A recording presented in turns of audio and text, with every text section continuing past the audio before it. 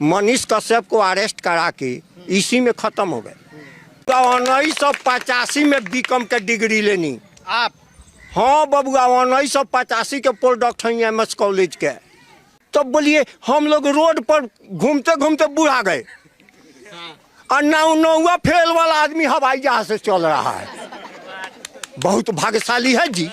मनीष कश्यप से ना ही कभी मिले और ना ही हुई कभी उससे मुलाकात। क्या बात है अजी, मनीष कश्यप से ना ही कभी मीटिंग हुई और ना ही हुई कभी उससे बात। और तुम क्या उखाड़ लोगे अपने बाप के गद्दी पे बैठने वाले शहजादे जी? उसके सरों पे है हम सभी गरीब बिहारियों का हाथ। मनीष कश्यप से बड़ा का शेर कौन बा? मनीष कश्यप को अरेस्ट करा के इसी में खत्म हो गए। 1985 में बीकॉम के डिग्री लेनी आप? हाँ बबुआ, 1985 के प्रोडक्ट हैं एमएस कॉलेज के।